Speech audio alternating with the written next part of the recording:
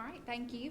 You can find your full quality report in Board Effect, but there are a few highlights that I just wanted to bring to your attention for July. We did see a decrease in 30-day hospital readmissions. This is for all calls and all payer sources. We did also see a decrease in 30-day readmissions specifically from our long-term care facilities, and that has been identified as a quality priority for this fiscal year. In addition to decreasing 30-day readmissions from our long-term care facilities, we have identified a few, actually 5 total quality initiatives for the organization around reducing healthcare acquired infections, wounds, specific metrics related to sepsis treatment, and also completion of annual wellness visits in our physician practices. And we're already off to a nice start in July and also August to date, and you can see some specific metrics related to those reflected in your dashboard. And then next, I wanted just to recognize Sarah Alberson. She was awarded the 2023 Outstanding New Professional Award for the Georgia Health Information Management Association. And Sarah is our quality and PI manager, so she works with me in our quality department, and she's been with us since May of 2022. So we're just very happy to have her. She's a pleasure to work with, definitely an asset to the quality department and also our organization, and we're very proud of her statewide recognition. Our Culture of Safety survey is something that we administer every other year, and we administered this year from May 1st to May 31st, and this is a way that we are able to measure and analyze various aspects of our safety culture here at the hospital. And so during that time, we did get responses from 235 hospital employees, and this is clinical and non-clinical employees.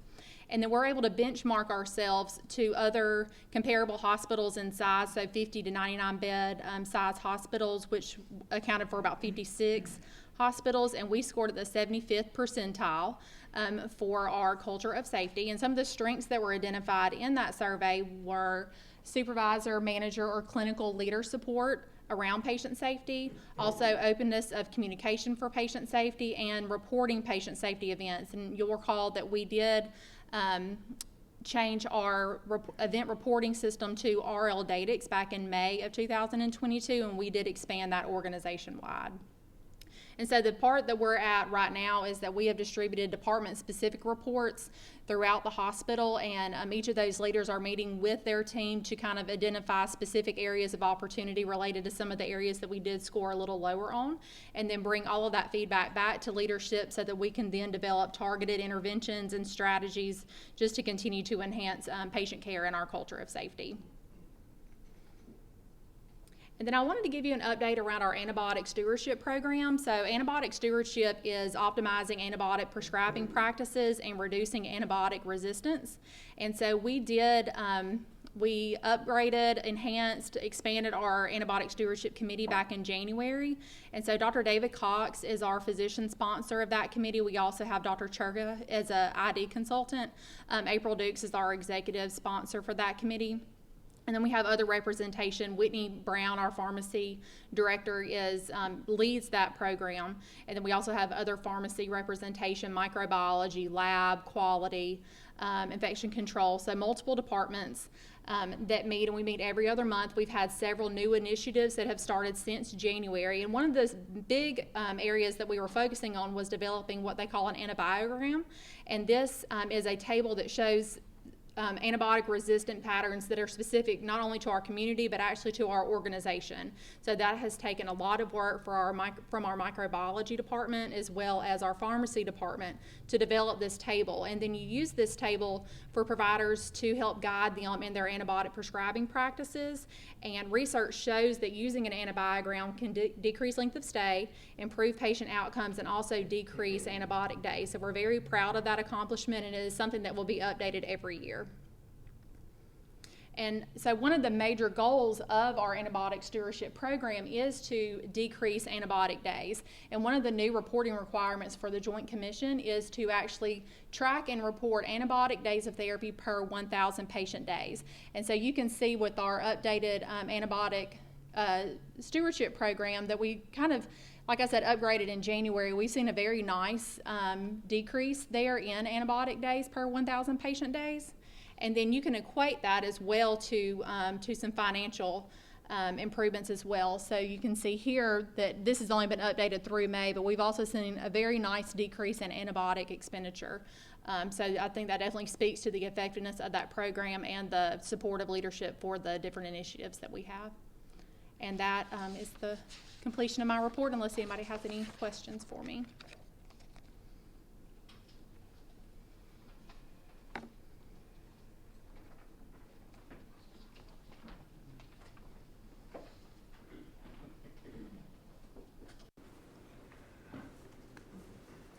Okay. Madam Claire, Finance Committee report.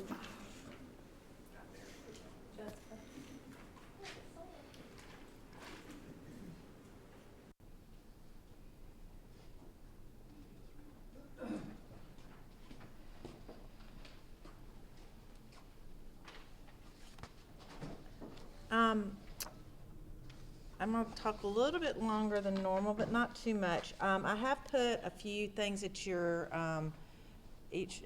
spot to show some additional slides this month. You have your normal ones in Board Effect, but we did finish our fiscal year. June was the end of that. We landed at about 96% of budget for gross.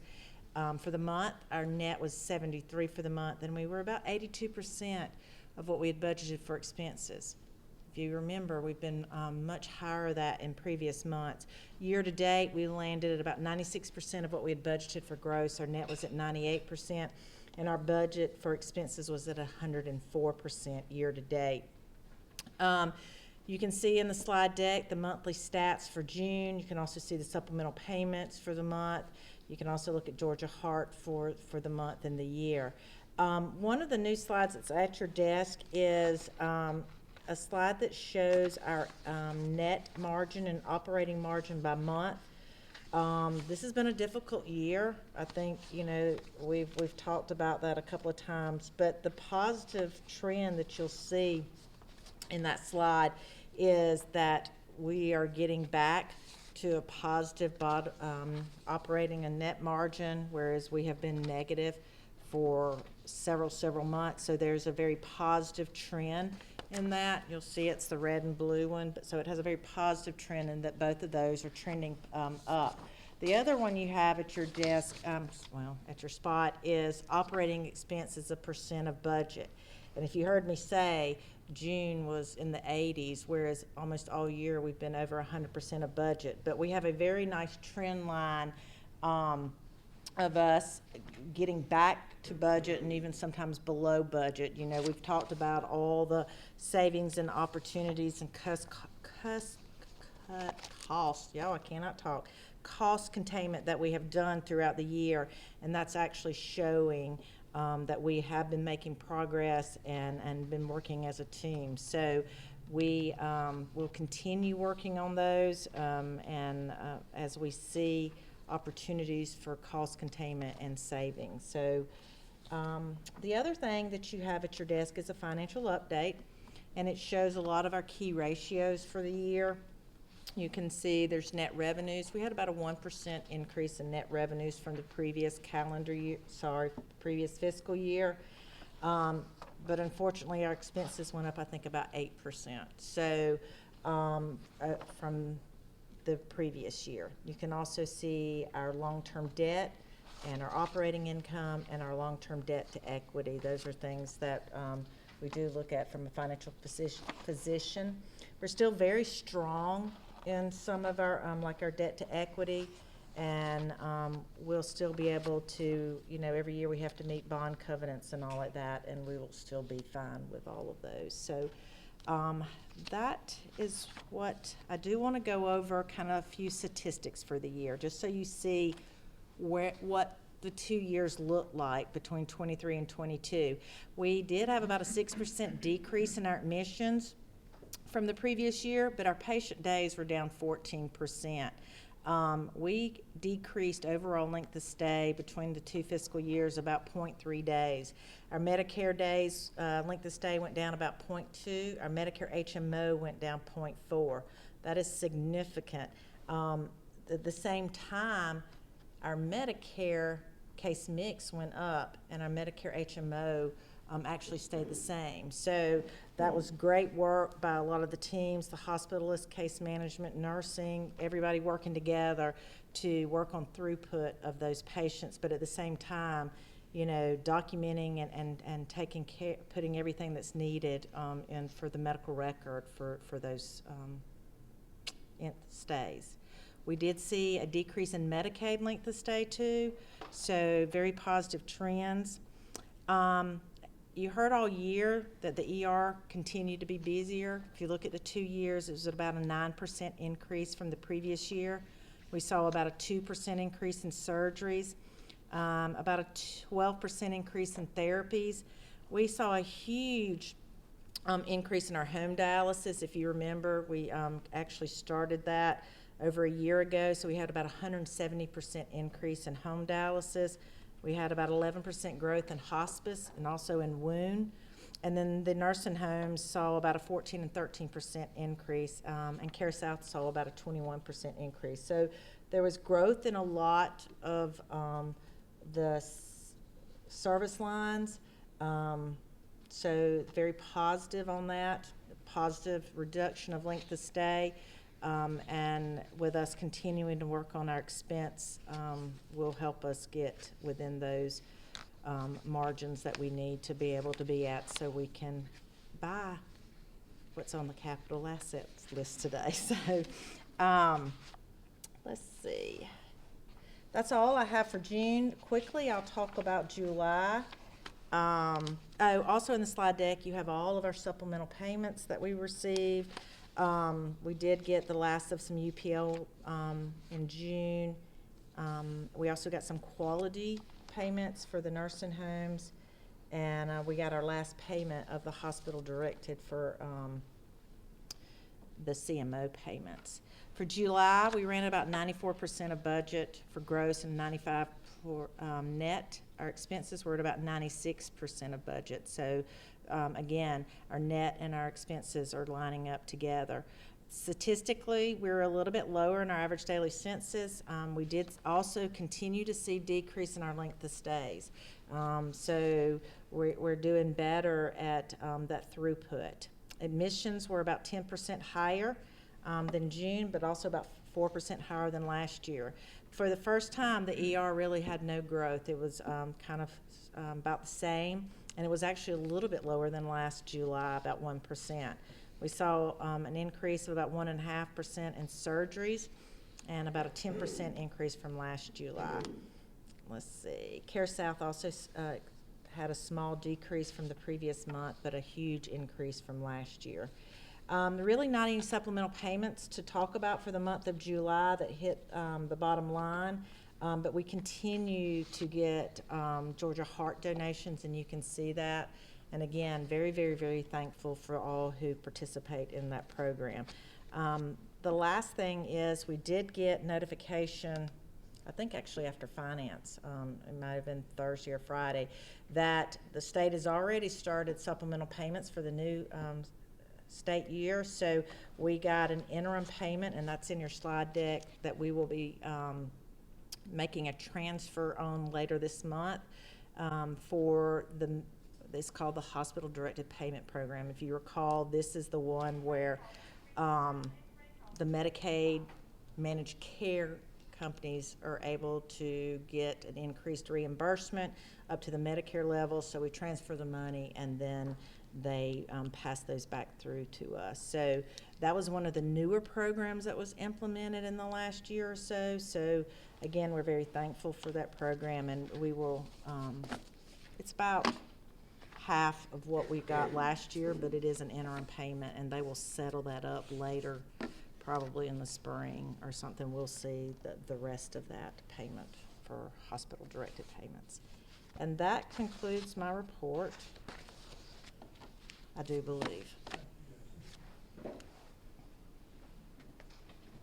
we'll start with all of our administrative reports, and beginning with the administration.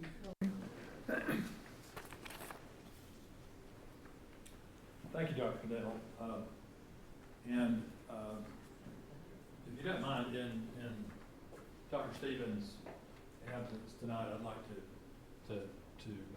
first of all bring the the folks that came from the Medical Executive Committee and their recommendation for medical staff privileges.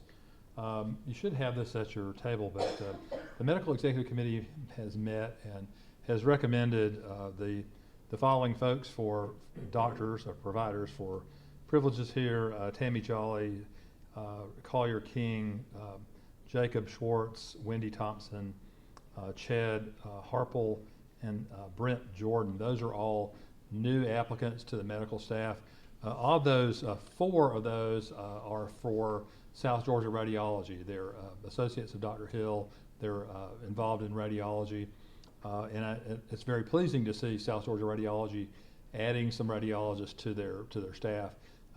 Most of the x-rays, if you will, that they read for several hospitals, Dr. Hill is here, but some of these other physicians, you may not see them, but they are reading, interpreting x-rays and images for Crisp Regional. So those are the initial applications.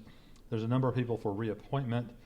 There is one that's a change, Dr. Russ Hopper in family medicine.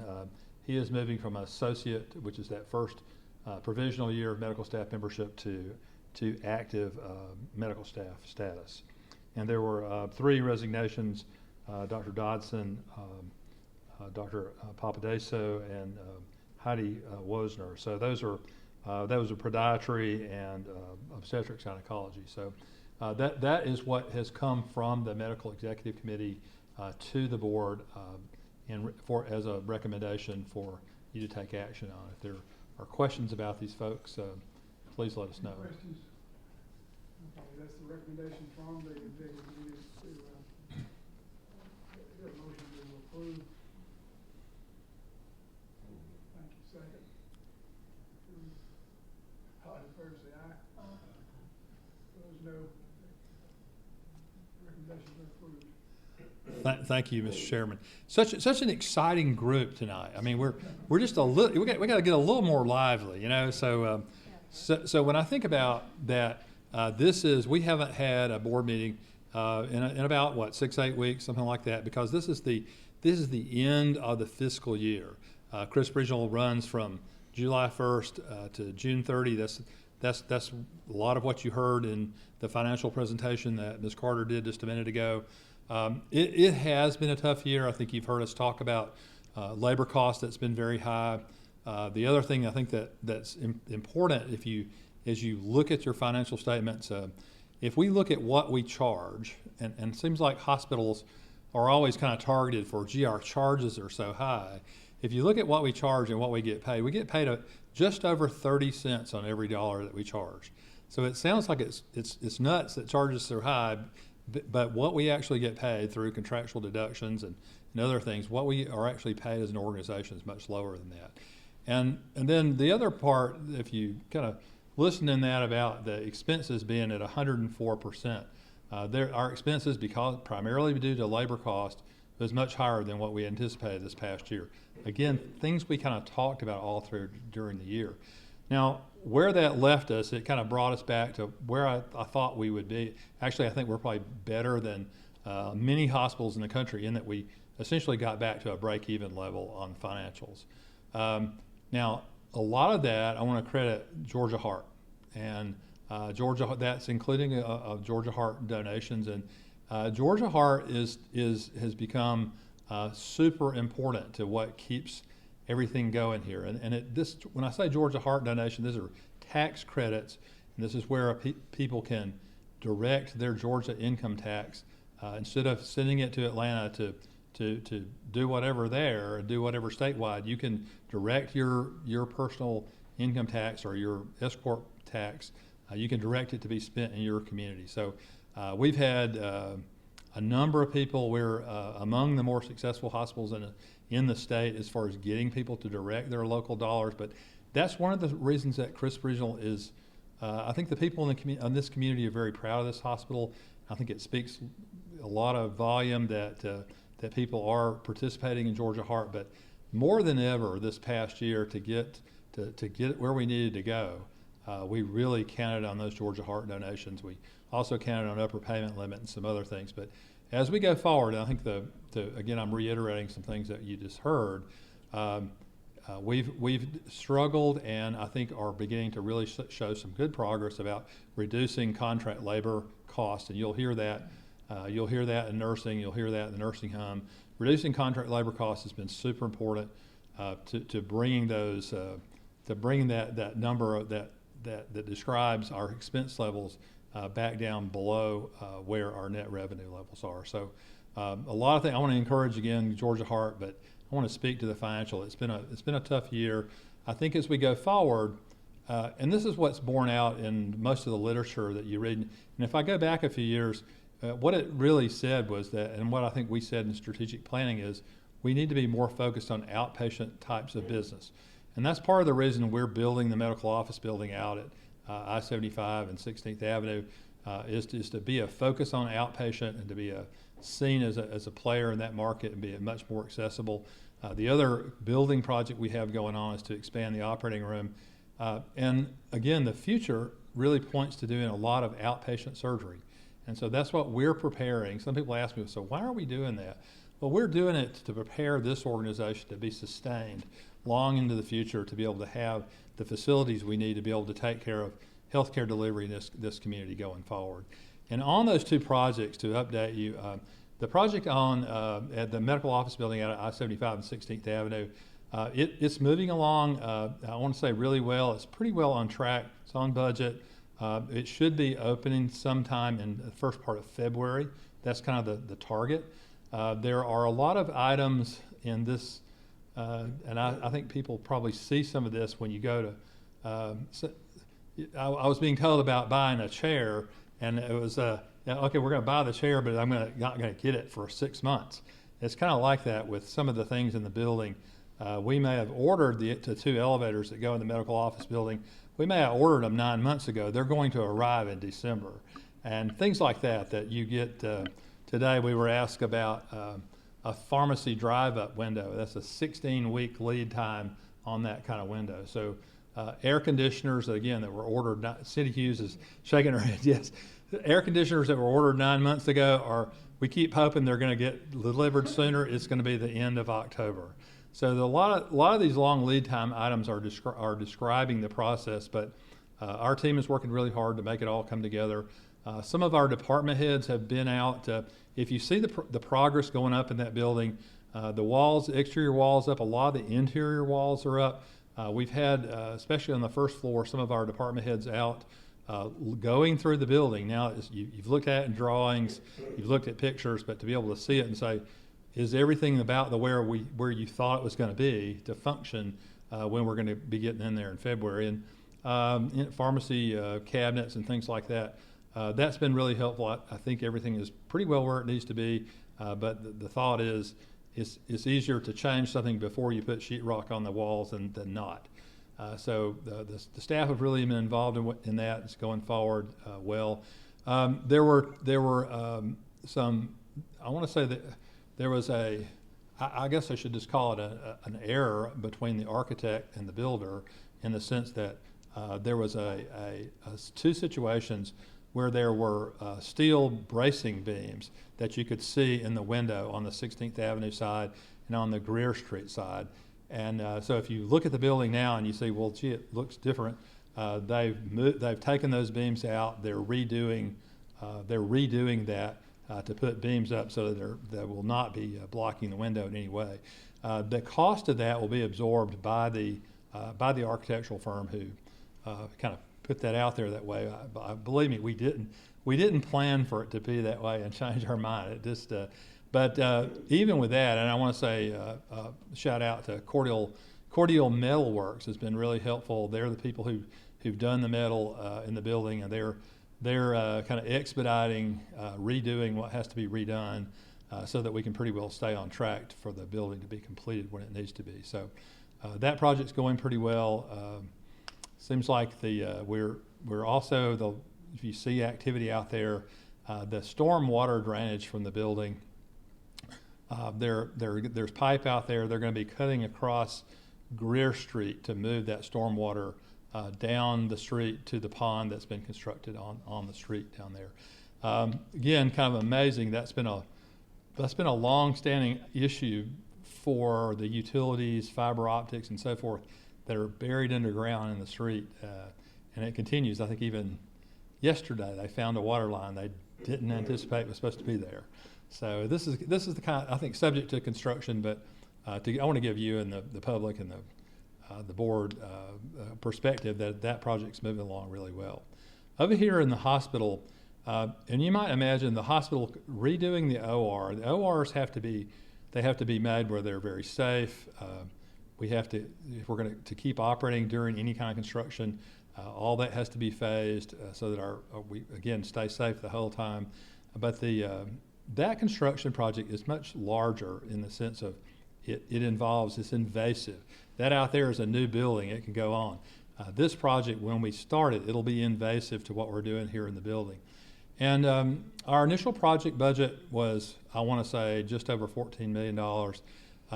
As we have evolved it, and when I say evolved it, I don't think we've really added anything to it as much as they've taken it from concept to schematic and now to design, and the next part of the drawings will be the construction drawings. It seems like the price has escalated. So we are spending some time. There'll be the mechanical engineers and the architect and builder will be out here latter part of next week, really trying to go through and understand why are some things coming in at a higher price than we thought they would. It's also a time when we're hearing that some of the subcontractors that do air conditioning, plumbing, electrical, they're either not that many of them or they're busy on other projects. So we haven't gotten the level of competition that we would like to get among the subcontractors. I might add, on that particular building, we went through a lot of effort to advertise and say we're doing this, and subcontractors come and learn about the project and bid on it, and we had very little participation. But our effort all along has been to try to involve local subcontractors, and certainly, if not local to Cordele, local to South Georgia.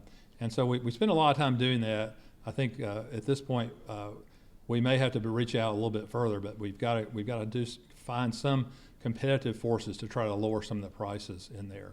We'll obviously bring that to the board before we settle on a final project. But as it is right now, if everything went well over the next 2 or 3 weeks and starts moving to construction drawings, it would likely be sometime in December before we could actually begin that project.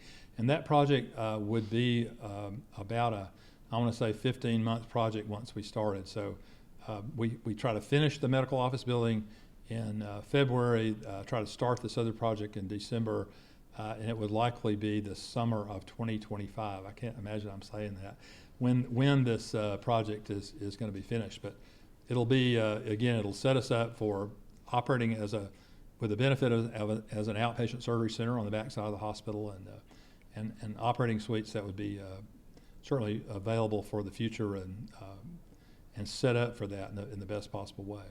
All right, so those are the main things I wanted to go over. I did want to mention, since the board last met, we have changed our security here. We've had the Crisp County Sheriff's Department for years. I think the sheriff and I kind of came to this place where I think we were all having trouble staffing. It's hard to find. He was having trouble finding enough deputies to be here 24 hours a day. It was difficult for us to find a staff to be out at the county jail to deliver medicines every 12 hours. So we kind of came to this place. We've hired a private security group called C. Anderson Associates, and it's been a very active time. I want to say they came on board July the 1st. It's been very active. I think you're going to speak to some of that, I believe, April. So I'll leave that alone, but just to let you know that change in security has happened. I think it's working well for all parties in the community. And one of the things that other things that we talked about in the past was about, and we haven't had a recognition of employee service awards. So I know a couple of you have said that's really important to us as a board to have employee service awards, and we have targeted October the 26th to move it back into the fall. So October the 26th, assuming all things work together, we are going to try to have an employee service awards ceremony to honor the many people who've been on this team for a long time in the future, so, in the past. So, let me stop there. I did this prior to us getting into the televised portion of the meeting, but I want to publicly thank Rick Smar, and I understand you're retiring, and this may be your last board meeting with us, and it's been great to have you, and it's been great for you to be here to share the great work that this board does in representing the hospital and the community. So, thank you, Rick. It's been an honor. Okay. Any questions of me? Okay.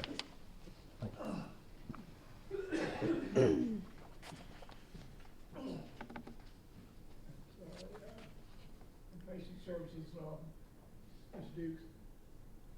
Yes, sir.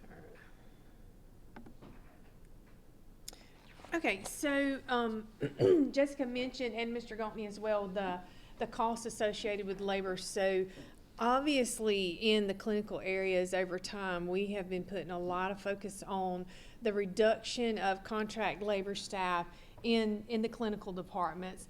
MedSurg has made a dramatic decrease in their number of contract labor. That's probably one of the biggest spends on the main campus was MedSurg. It's the largest clinical department. So a lot of agency hours there, but that reduction has been impressive.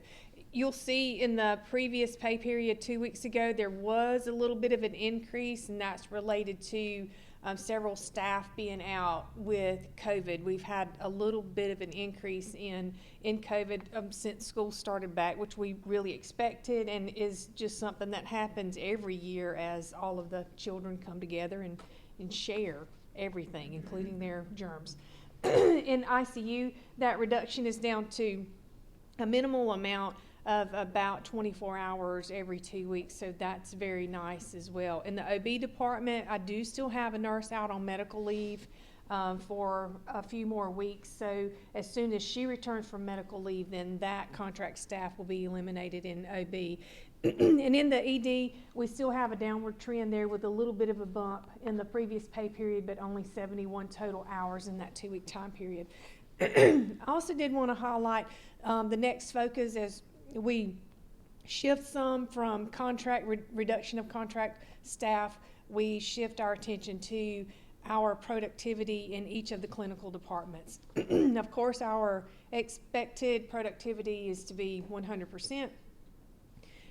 Currently in the Med-Surg department, year to date, they are at the paid productivity hours, which includes non-productive hours. Right now, she does have 3 nurses that are being oriented, which is a great thing to happen, but it does impact paid productivity. She is at 91.8%. Currently, she does still have 2 RN openings, 1 on day shift, 1 on nights, and 2 tech openings, 1 on day shift, 1 on nights, but not nearly the openings that we've seen in the past. So very proud of Valika and the work she's done there. In ICU, their paid productivity, the same type of situation. Heather's at 93.4% with 2 RN openings, 1 on day shift, 1 on night shift. In OB, their productivity, they have been birthing babies, which is a great thing to see in the OB department. She does have 1 tech opening in OB. In the emergency department, Amy's at 91.2%. We are seeing that ER volume come back up to the budgeted volume, and as that volume returns, then that productivity number should be closer to 100. She currently has 2 tech openings. Her nursing positions are filled, but she does have some in orientation. So looking very good on agency cost reduction, and a little bit of work to do in the productivity, but I will continue to report on that, and I expect you to see positive trends there. Yes, sir. I know you like it when I interrupt you, right? Absolutely. So, but does this mean that you're reducing the hours of nursing care on these floors? This budget year, we did reduce hours on Med-Surg and in ICU. Well, the point I was trying to get at is that this is reduction of agency paid hours. Our level of nurse staffing is very high, and it's very adequate. That's where that was the point I was trying to get to. Right. No, we are able from day to day to maintain that nurse-patient ratio, Right. which is a ratio that we actually think is a very nice nurse-patient ratio and safe for the patients. We are, so currently, and in the past, contract staff has filled those spots for nurses, but it is our goal to put our own staff in there and take away the agency, which is what we've done in that cost reduction. And in our productivity, we did make a little bit of a change there for this budget year, and our productivity changed just a little, not a lot, some, but I do feel like we will be able to get to that 100% of productivity in those clinical areas. Well, pardon my interruption, but I just thought, just looking at that, I want to make sure that people didn't think that this is just a change from agency to our staff. No, this is a change from agency to our staff. We didn't, no, we did not eliminate any, we have not eliminated any agency staff without a replacement of one of our nurses to take their place. And that has happened in other areas, not at Crisp Regional. That is not what we want to do. We want to be able to take care of the community as they arrive at our hospital safely and at a nice quality level, which is what we've been able to do. So patient satisfaction, I wanted to touch just a little bit on patient satisfaction. We do have a complex organizational patient satisfaction goal for this year. It's a little different than what we've done in the past. In the past, we've had a relatively simple goal of increasing our rate the hospital score or recommend the hospital score. It's just been one score that we focused on out of all the HCAHPS survey. It is a global question. When a patient gets this survey, they answer how well they were communicated with by the nurses, the doctors, how the hospital staff responded, how clean the hospital was, how quiet it was, all about their medicines and how they were treated and discharged and able to take care of themselves. And then they were asked one global question of, now how would you rate the hospital on a scale of 0 to 10? And they may have answered all of those details of their care with a very good response, but then that rate the hospital, well, you know, it was 7 or 8, and that was commonly the score. Well, we only get credit for top box scores, which is a 9 or a 10. Same thing with recommend the hospital. So those are just global questions that aren't really driven by anything below, which is actually reflective of the work that we do at the bedside. Now the theory is, if we focus on these items, then the scores in the rate the hospital and recommend the hospital will follow. And that's what we've done this year. So our organizational goal is based off of 7 different categories. In order for us administratively to be successful in this goal, we have to score, meet expectations in the majority of those 7 different areas. We're fresh into FY24, but let's pat ourselves on the back while we can. Currently, 4 out of the 7 categories we are meeting expectations and meeting our score there. So communication with nurses is one area, and we are currently exceeding our goal. Responsiveness of staff is also another area. Communication with doctors, another area that we're doing quite well in. Cleanliness of hospital, we're exceeding the score there. Communication about medicines, a little bit of work to be done there, and we are focusing in on that. Care transitions is another area that we have focused on in that discharge process from the hospital, and we are currently meeting our goal there. And then in Dave's areas in the physician practices is the medical practice, the CGCAHPS survey, and I'm sure he'll have comments on that. But their scores is just a smidge off of meeting their goals. So a little work for them to do in that area. But overall, very pleased with the work that we're seeing right now, and we'll continue to report on this. Now, in order for patient satisfaction to be increased and high and quality, that is driven by the level of satisfaction from your staff, so your staff satisfaction. Staff satisfaction is directly impacted by how we reward, recognize our staff for the quality work that they do. Vicki's going to comment in a few minutes in her report from HR on some initiatives that we have implemented in the past couple of months to reward and recognize our staff more than what we have in the past. So more to come from Vicki on this information. I did want you to see some of the smiling faces from respiratory and our ICU staff. So you'll get to see more of this in future board meetings. Mr. Gaultney did mention our partnership with C. Anderson and Associates. This was a hot topic that we responded to pretty aggressively as a response from the staff who, communicated to us that they needed to feel safer in the work environment. Our partnership with C. Anderson and Associate has done exactly that. I'm getting so much positive feedback. So I wanted to give you as a board some information on what they do here at the hospital. In the month of August so far, got a couple more days left, the day shift officer walks on average 7.5 to 8 miles in a 12-hour shift. The night shift officer averages 5.5 miles in their 12-hour shift. A little lower on night shift because during the day there is also a supervisor here Monday through Friday during the business hours, and that supervisor can actually intervene and take care of issues in the building, and that allows that day shift officer to complete more rounds outside of whatever issue the supervisor may be handling. At night shift, it's just one officer, so sometimes they're tied up taking care of incidents that you'll see on the next slide, so they're not able to round as much.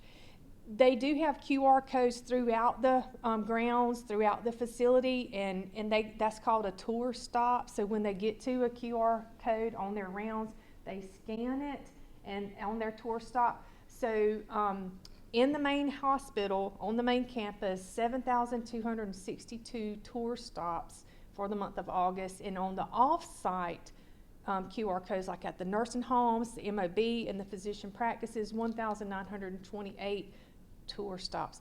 The feedback that I'm getting from employees is that security is very visible, they're present, and they feel better about the level of safety and security that they are seeing within the hospital.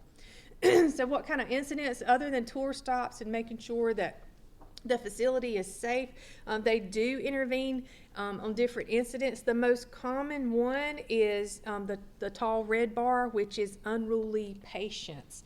Not just a verbal de-escalation. An unruly patient is an incident where that security officer had to physically put their hands on a patient to keep a staff member from being hurt.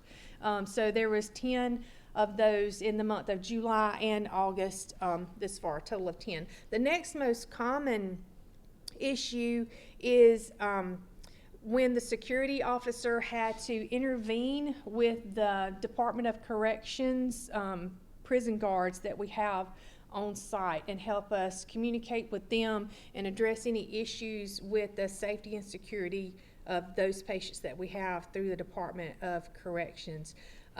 Another common issue that they address is theft of property. This has mainly been around the vending machines and outside people coming into the facility and really just breaking into the vending machines and stealing money there. And then also the next category is facility lockdown. And facility lockdown is when we put the whole hospital on lockdown, and that happens typically when we have gang injuries that come into the emergency department, and if the sheriff's department or the investigating the city police, if they communicate to us that there's a chance of retaliation put in our hospital at a security risk, then we go on full hospital lockdown, and that security team helps us do that to keep us safe until that threat can be eliminated. So a lot of activity by this group that we are very proud to see. A little COVID update. It is turning into a topic of discussion over the past week because it's just people are getting concerned because there is a lot of positive tests. It does not mean that it's translating into hospitalization. So the COVID that we're seeing now is it mimics a cold, maybe the flu, but very few hospitalizations. So I wanted to break it down to you in a national, state, and county level. This is the beginning of COVID. in 2020, and this is where we're at over here currently in the month of August. So you'll see at the end of the graph there is a little bit of an increase. That's in the United States. In Georgia's graph, it kind of mimics that same kind of trend. So we are seeing an uptick in hospitalizations, but not anything that we would call a surge at this point. I think in our building today, right now, I think we have 2. We had 3 this morning, but 2 now. This is just a state graph. The green means a low incidence of hospitalization. The yellow is moderate, and the orange is high. So you can see across the United States, low is your most common category, and around Crisp County and all the surrounding counties close to us are all at a low occurrence of hospitalizations. So what do you do when you have a low occurrence? You pretty much watch yourself for signs and symptoms. And if you have signs and symptoms of COVID, then isolate yourself. If you recognize somebody that has the signs and symptoms, maintain a safe distance from them. If you have comorbidities like diabetes, high blood pressure, COPD, CHF, then of course communicate with your healthcare provider about any treatment that you may need or help managing those symptoms. Once we go up to a moderate and high hospitalization occurrence, that's when we start back with mask mandate, but we are not at that point currently, and I watch that on a weekly basis. A little bit about the vaccine information, because we do encourage people to get vaccines. Right now, the COVID vaccine is no longer available for free from the government. Right now, it is on hold. We do have an order placed with Moderna, and as soon as it is ready, it will be shipped to us, and that expected delivery is in November. So as soon as we get those COVID vaccines, we will start having those available at our retail pharmacy and in our physician practices to administer to patients.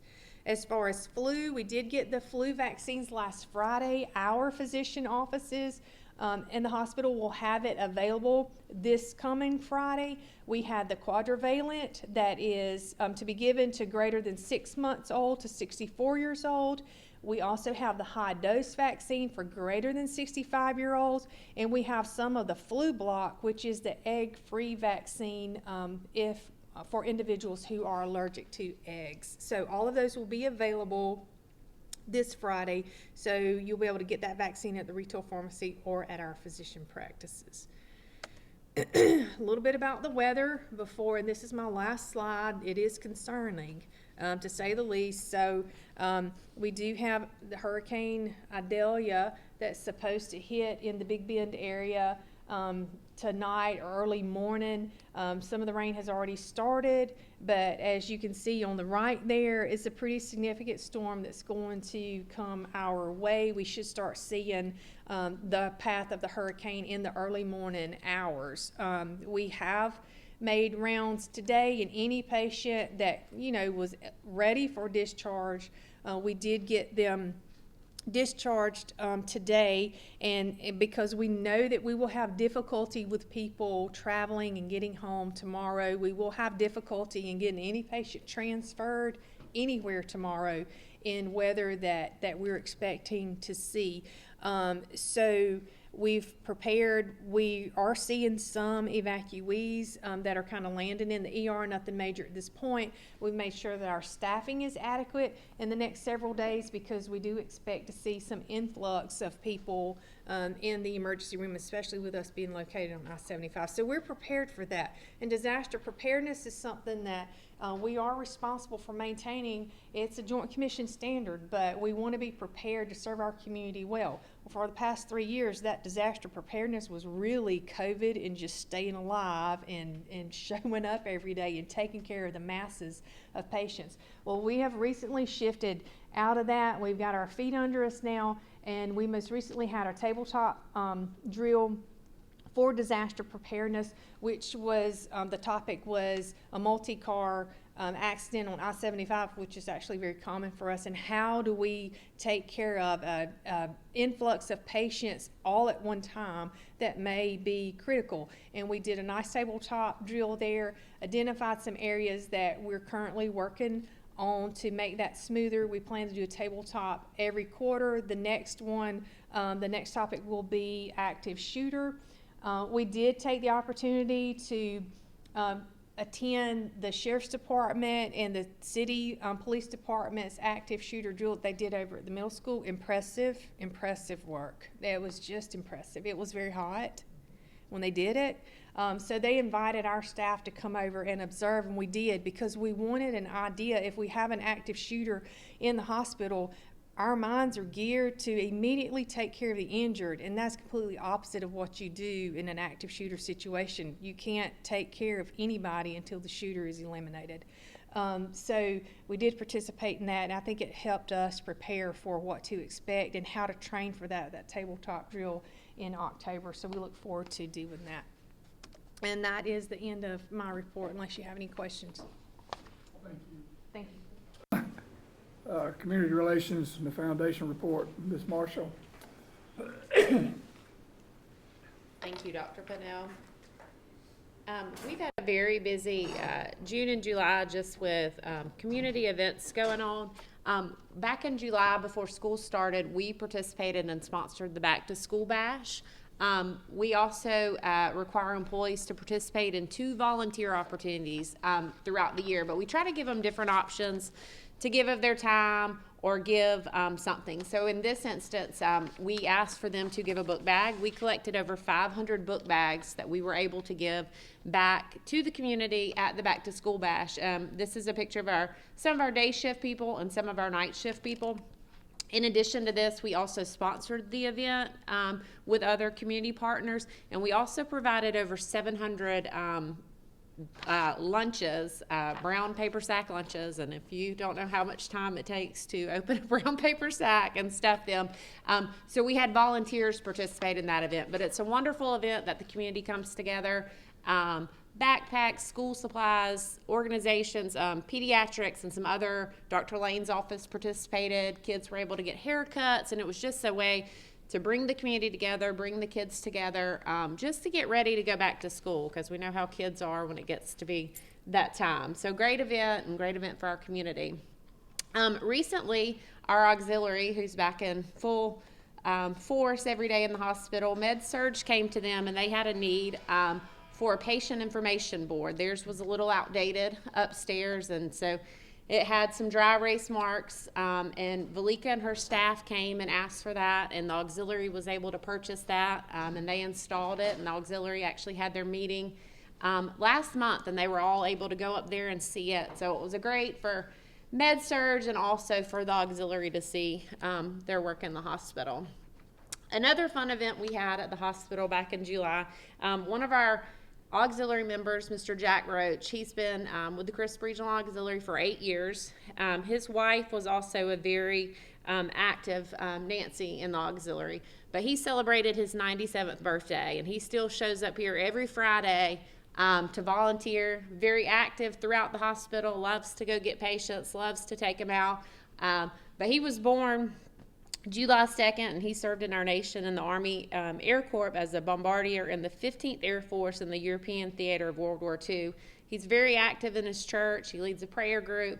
He loves to go play golf. We can't interfere with his golf time, but we are just very lucky to have him as one of our members, as well as our other auxiliary members. So thank you for everything that they do. We also, Cindy Williams, we celebrated her retirement. She's been at Crisp Regional for 39 years, and last Friday was her last day. So as you can see, Ms. Shelvia and some other people who had been with the organization before, as well as current employees, came and celebrated her. So we are very thankful for her service at Crisp Regional in the medical imaging department.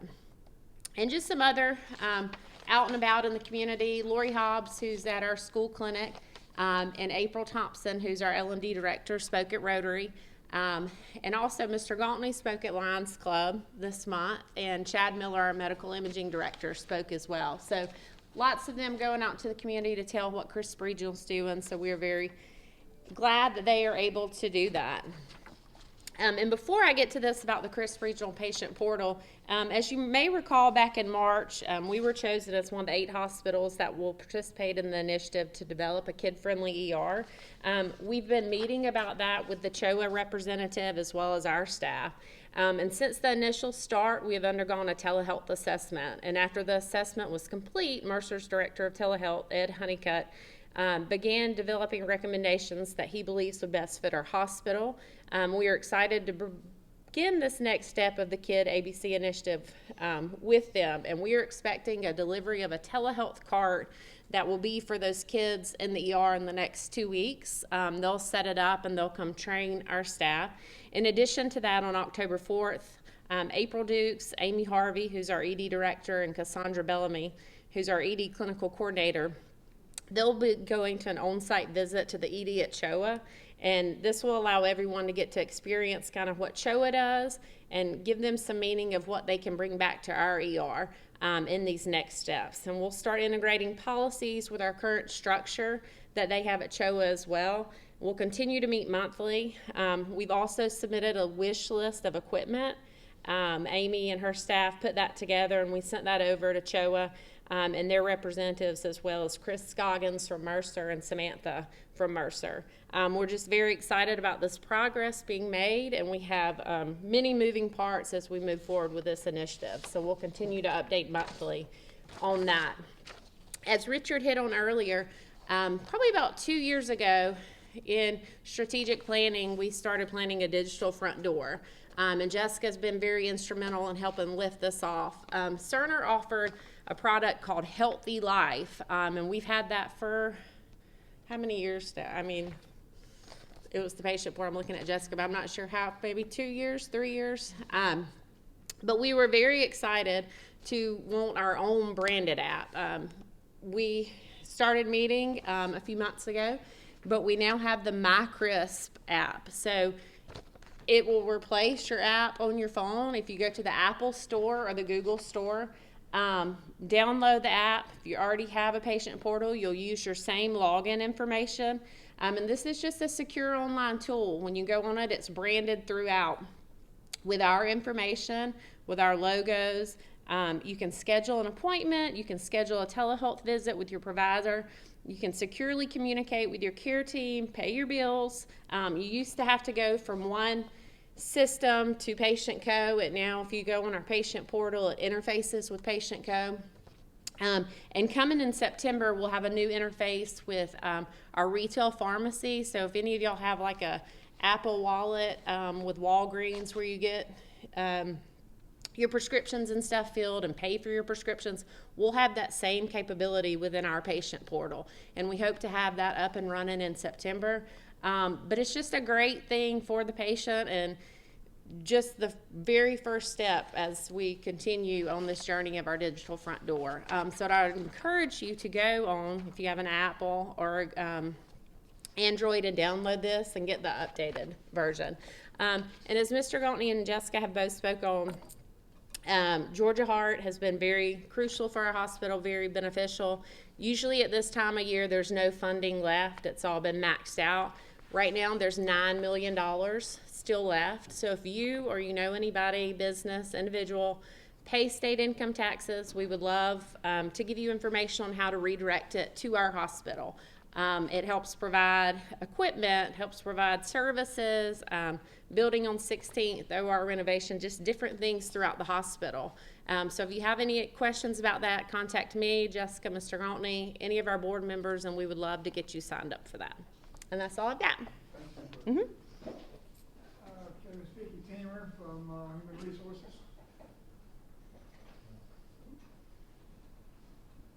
Thank you and good evening. So I'll be speaking with you this afternoon on some things from a long-term care standpoint and also some things that we have going on from a human resource standpoint.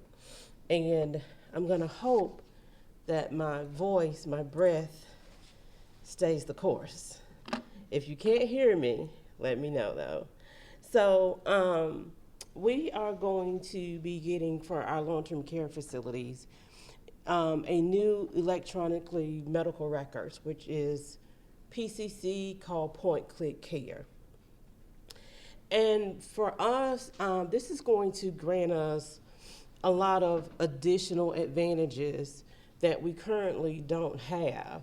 So I just want you to think of it in terms of, like, if someone gave you a really great recorded video on how to bake a cake, and it takes you from one step to the next step very intuitively, and it doesn't require you to have to think what comes next. And that's kind of what PCC is going to do for us. It is designed to mirror what regulatory requirements say needs to happen in each step of the care. So for example, say that we have a resident that falls. Regulatory requirement states that when you have a resident that falls, the first thing you need to do is an incident report. So if you go to PCC, indicate that you've had a fall, it's going to automatically pull up the incident report. And then it will not allow you to go to the next step until you fully completed the incident report. Then the regulatory requirement says, hey, you've done this report, now you need to do an assessment of the patient to determine if they have any injuries that need attention. And so it automatically takes you to the next link in the chain. And then it says, okay, now that you've done the assessment, you need to sign a task that you assign 72-hour neuro checks. The neuro checks allows you to make sure for that next hour time every day that there's no issues that need further attention. And so it automatically assigns that task. The nurse will get a notification that, hey, it's time to do a neuro check. And then from there, it says, okay, now that you've set that task up to produce, now you need to actually adjust your care plan. What is it that you're going to do different to try to help ensure that this resident is not going to have any other further falls? And that might be putting on non-skid socks, putting a mat by the bedside.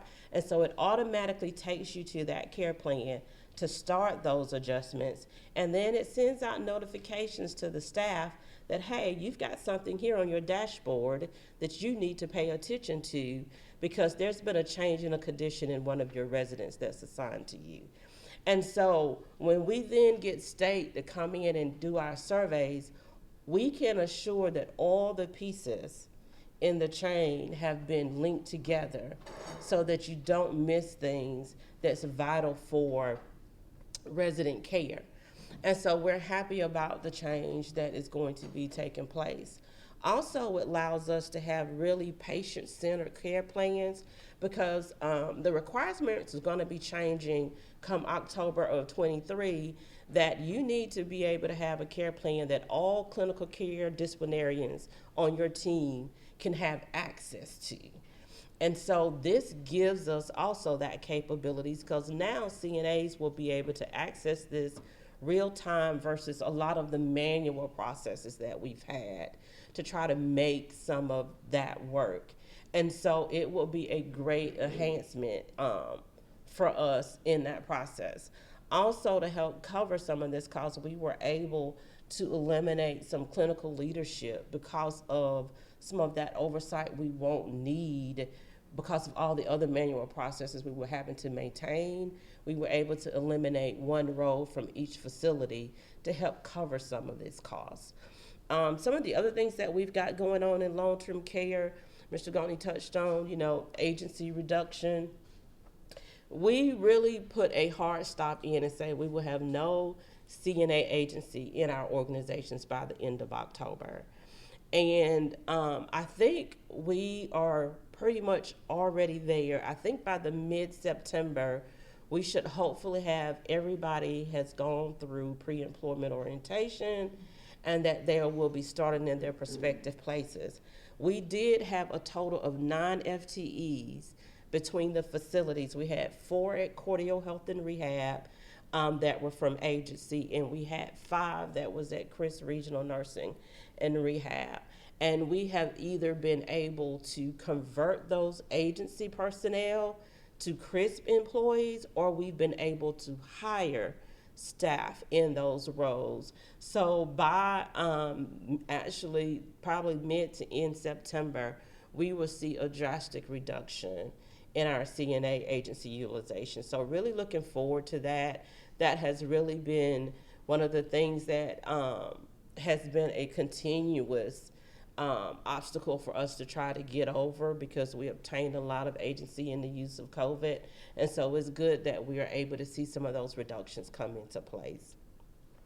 I also would like to just mention Blackshear Villa at this time, our assisted living facility, and they continue to stay full at their census of 13, continue to have a waiting list. They have actually done very well over this past year and a half, and we're excited about that. They recently had an event where they invited family members of those residents out, and they had miniature pools all out on the lawn. They call it Flip Flop and Flamingo celebration.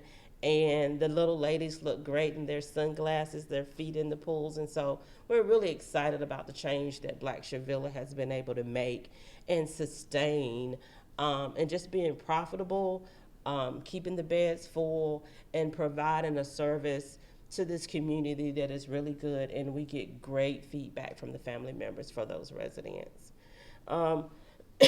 Excuse me. From a human resources standpoint, I wanted to talk about some of the things that we are doing in reference to employee engagement. So one of the things that we decided to do a little bit differently, we normally have an annual employee engagement survey, and we've decided to do what we call pulse surveys. And that is actually that every quarter we will hold a mini survey that will only have about 5 questions. And the goal of that is to really to be able to get more frequent feedback, excuse me, from our employees, so that we can actually look at opportunities that we have and begin to work on them more quickly versus waiting a whole year when we do that annual survey. And sometimes feeling like you might be a little bit behind the curve in getting some initiatives and things out there from employees. And so we're really hoping that this will be a good trend for us. As we get some of that information, we will be doing focus groups and attempting to get feedback, putting out there how we can do things differently. We continue to have the town hall meetings that we have every quarter. We are starting back the newsletter for employees. It will be another way that we're able to communicate information. April showed some of the departments receiving the GOAT Award, and that's truly what it means is, excuse me. And so it's just recognizing those departments that are going above and beyond in their areas. And we saw that ICU recently just got recommended, and it was because they had 40% reduction in their central line days and a 13% reduction in their Foley catheter days, and just recognizing their hard work and the diligence that they've put in. We're also doing something where it's been actually called the woo-woo card. It's like woo-woo. And so the card actually goes around on night shift, and it's really an opportunity just to remind night shift that we appreciate them. You know, because I always tell people, if you got someone that come in at 7 p.m. and they can stay up through the night and provide good care, it's good to let those folks know that, hey, we remember you, and what you do for us is important. And so we actually take the snack cart around throughout the facility in the night, allow them to get things from it, and just really say, hey, we appreciate your work, we appreciate you showing up, and we know that you're here, and that we couldn't do what we do without you being willing to work this shift. Some of the other things that we got going on from a human resources standpoint, our certified nursing assistant class and our certified medication class will be starting October the 2nd.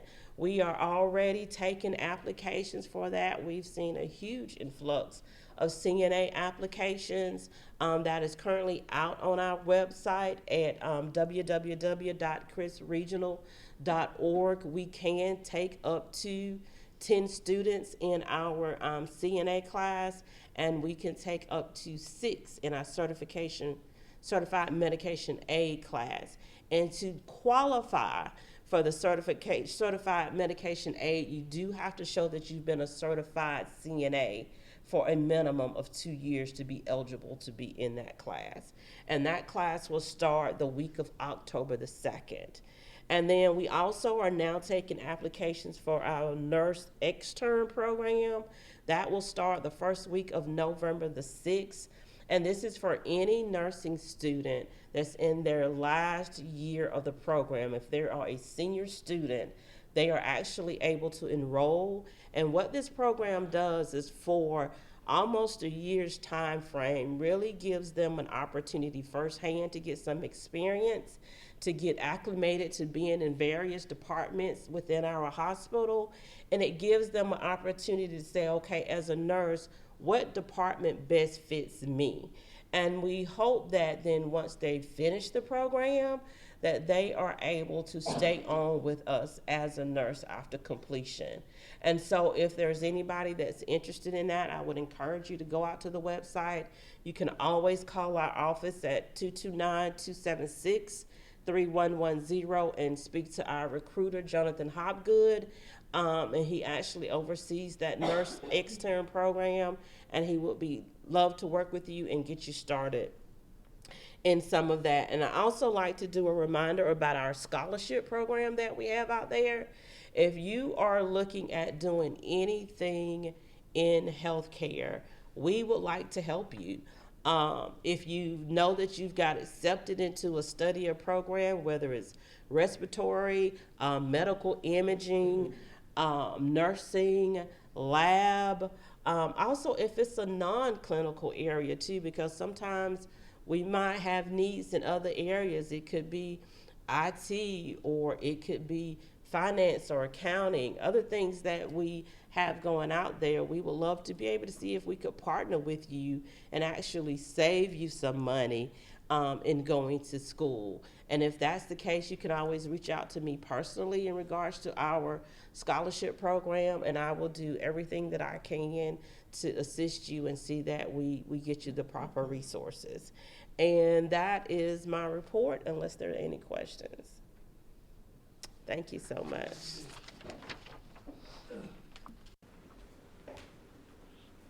Okay. Dave?